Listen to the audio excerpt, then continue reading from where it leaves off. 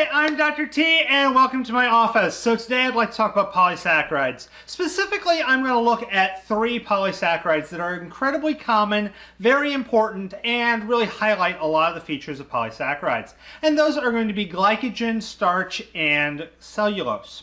Now, I actually should caveat that starch is really 2 polysaccharides, amylose and amylopectin, although I'm generally going to be referring to them together as starch.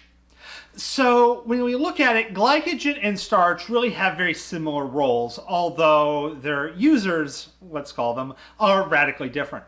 So both are going to be energy storage polysaccharides. They're both comprised of glucose monomers. The reducing end is on one end, and then there are a long chain with branches. When we have a branch, what we're going to do is we're going to have our standard glucose monomers. They're going to go head to tail, so these 1,4 glycoside bonds. By having one reducing end and then a long chain, you only have the one anomeric carbon to worry about. But then there will be 1,6 glycoside bonds. This allows us to attach 2 glucoses to 1 glucose, thus creating a branch. Now, doing this, we can have lots of tails or non-reducing ends, and this gives us a couple of advantages. For starters, they're non-reducing. I only have the one anomeric carbon to worry about. Second, typically the enzymes that process carbohydrates are going to work on the non-reducing end. By having multiple non-reducing ends, I can have multiple enzymes work on it at once. I can work in parallel. This allows me to extract the glucoses from my storage molecule fairly readily. Now, as you might suspect, glycogen, which is used in animals, is more heavily branched than that of starch. Starch is used by plants, and well, plants may need to gain reasonably quick access to their energy. They live a rather sedentary life. They don't really need that energy quite as quickly. For animals, glycogen is going to be a kind of intermediate to short-term storage. Its goal is to replenish your blood glucose if it's starting to run low because you hadn't eaten recently, or you're running away from a bear and you need all those energy right now. In fact, if you're a marathon runner, you might be familiar with this idea of hitting the wall. Now, for me, it's hitting the pavement and collapsing, gasping for breath, but I'm not in marathon running shape by a lot. But marathon runners who are in really good shape will be able to run and run and run, and then at a certain point they just can't run. And they will refer to that as hitting the wall. Essentially what's happened is their glycogen reserves have gone basically to zero, and thus they can't sustain the amount of energy that they've been using. Interesting enough, huskies can run purely on fat, so that's why a dog slider can run their dogs day in, day out, where a marathon runner has to take quite a break between marathons and can't do daily marathons.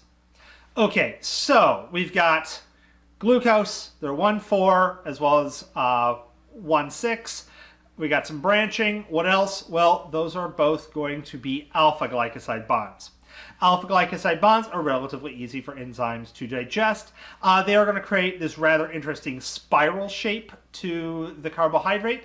The more branches, the less spirally it gets, but it's still going to try and spiral. So it's not going to make very nice fibers. It's going to kind of make a nice glob, which is useful for the enzymes pulling apart and supplying glucose for your kind of intermediate energy storage means. Obviously, you'd use your lipids for your long-term energy, your glucose for your short-term energy, and your ATP for the now energy kind of thing. But let's talk about cellulose, because that's not like the others. It is still made of glucose. But cellulose is going to be made using 1,4 glycoside bonds, no branches. It's a nice straight chain, because cellulose is used structurally. You want nice straight fibers. Additionally, it's going to be a beta glycoside bond. This has 2 advantages. One, it's nice and straight. Beta glycoside bonds don't put any weird coil to it. They don't try and make a helix. They go nice and straight, which is going to be very advantageous for cellulose. This way you can stack them nice and tightly. The hydrogen bonds between the glucoses on one strand and the next will all interlink together, which means they don't really want to interlink with carbon, and they stick nice and tight. They're great for making walls. Additionally, not that many enzymes break down cellulose. There are definitely ones that do, but not a ton. And, well, do you really want something eating your house?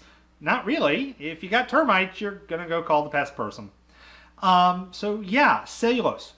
for a structural carbohydrate, and you can see similar trends with things like chitin and whatnot, you're going to have nice 1,4 glycoside bonds. They're going to be beta glycoside bonds. It's going to make a nice, straight, easy thing to build out of. You know, you go to the home improvement store, you buy nice straight logs. The plant wants the same thing, nice straight fibers. So that's a brief look at polysaccharides. I'll see you in later videos, and have a wonderful day.